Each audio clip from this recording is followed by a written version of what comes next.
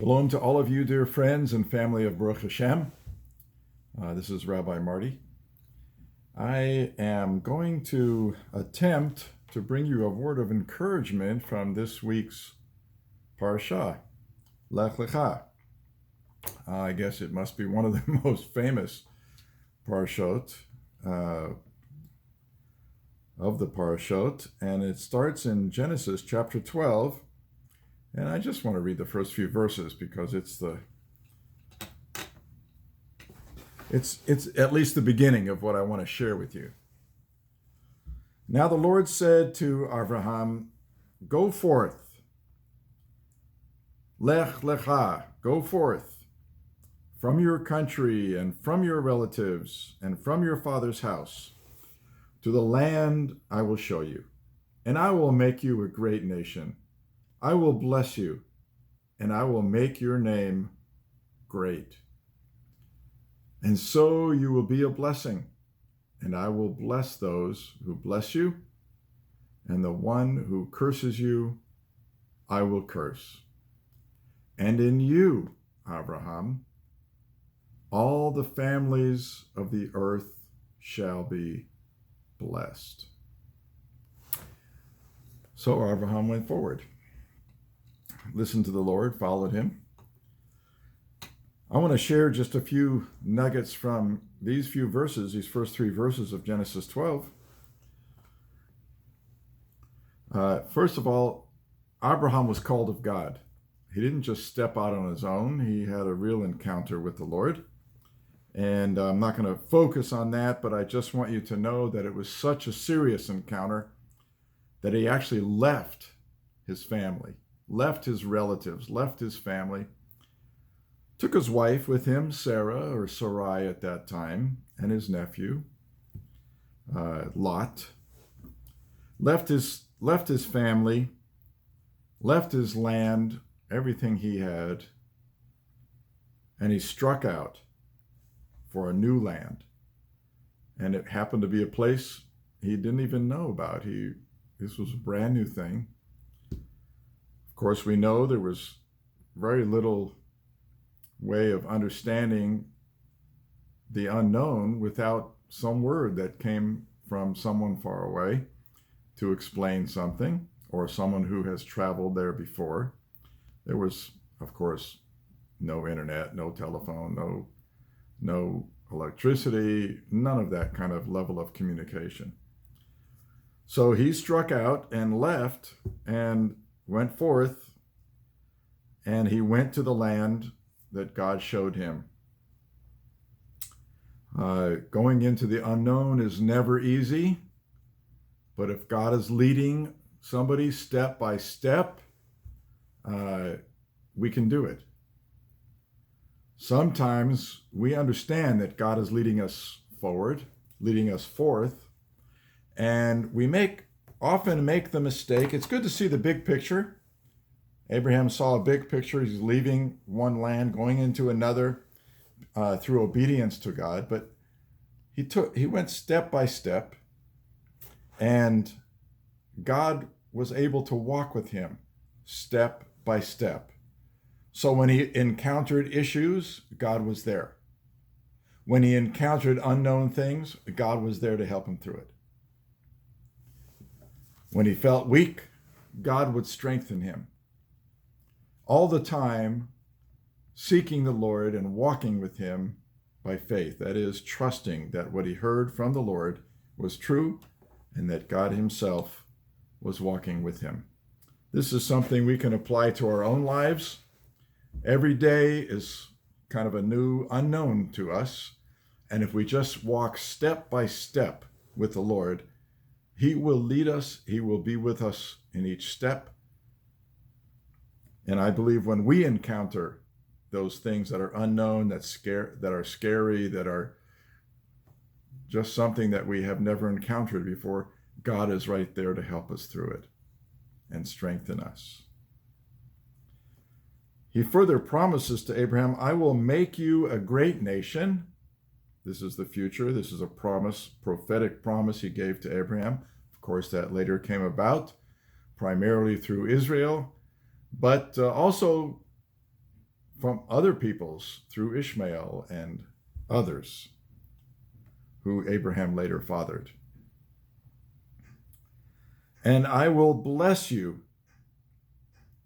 Another promise of God. Do this, Abraham.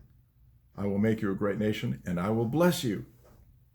And in that nugget of blessing, we must understand that he was also considering what would come forth from Abraham's womb, that he would bless Abraham's people as well. In particular, Abraham and Sarah, through Isaac and Jacob, that he would bless, and he does reiterate that as we move on in the Torah later on. And I will make your name great. I don't know of too many people who have as great a name as Abraham, especially among the believers, those followers of Yeshua and the believers in the scriptures and in the Jewish community, those who believe in God. There's not much greater than Abraham, our father. Father to the Jews, spiritual father also to the Gentiles, to many Gentiles who call on the name of Yeshua, who follow him. And so you shall be a blessing, Abraham. You shall be a blessing. Again, we have to understand that this is a nugget of something coming in the future. You shall be a blessing, and your posterity shall be a blessing. Your children, children's children, the nation shall be a blessing. And I will bless those who bless you, and the one who curses you, I will curse. We've heard this many times, but let me just reiterate. This is a promise that God makes to Abraham and his posterity through Isaac and Jacob. And I say that because it is reiterated through the Torah that it comes through Isaac. He said it again to Isaac. He says it to Jacob. He says it again to the 12 tribes of Israel. I will bless those who bless you, and I will curse those who curse you. We can take, for example, what's happening today. It's just sort of amazing what's going on. Whether you believe one thing or another about the peace that's going on in the Middle East between Israel and some of the Arab nations, whether you think that's a good thing or a bad thing, it doesn't matter. It's just these Arab nations have come into a point of blessing Israel through peace. I just read an article today about the daughter of the Lebanese prime minister who stated on a TV news program, interviewed on a TV news program, stated today that she has no problem making peace with Israel, that Lebanon should have no problem making peace with Israel, even though she has deep considerations for her own people, the Lebanese people. She's been highly ridiculed for that, by the way. So, those who bless you, Israel, will be blessed. I hope Lebanon blesses Israel as a nation. I hope Saudi Arabia blesses Israel as a nation. I hope many nations will bless Israel as a nation. What about those who curse? Look, one of the nations that is constantly cursing Israel is Iran, which used to be Persia. Iran today is blessing Israel, and I believe in part is suffering greatly because of it. It boasts a lot, but it is suffering. The people of Iran are suffering. And I don't believe the people, the everyday average people of Iran, want to curse Israel. It's just the leadership of Iran. The people of Iran are suffering because of its leadership. So anyway, Abraham went forth. This blessing and this curse is still occurring today that God promised.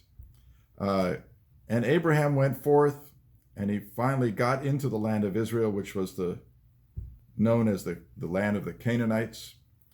And there, God appeared to him again. He was at Shechem, or in what is now called the West Bank, the heart of the West Bank. He appeared to Abraham, and he says, to you and your descendants, I will give this land. Right in the middle of the West Bank, God says to Abraham, to your descendants, I will give this land. If you want to put it in modern terms, to your descendants, I will give the West Bank, and I will give all of the land that you see, that you walk through.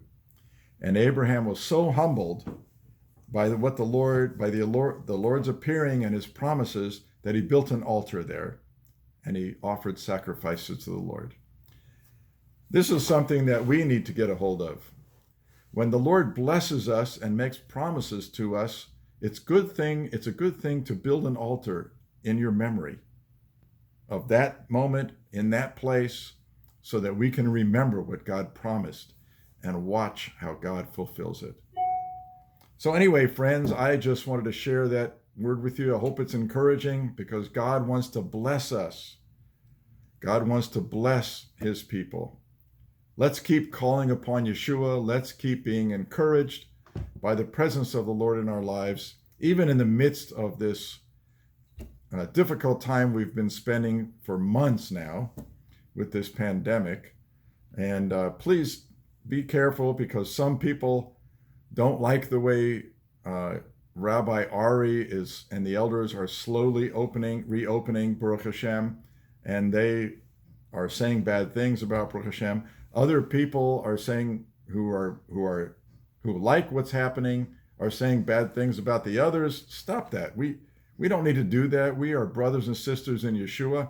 Everybody's entitled to their opinion, and we just need to remain unified in the Messiah, just as he has caused us to be unified. He shed his blood that we might become one in him, Jews and Gentiles alike, as a body together. We are the body of Yeshua, who is our head. So blessings to you. Be encouraged and hang in there. God is in control of all of it and in our lives as individuals. Bless you and shalom.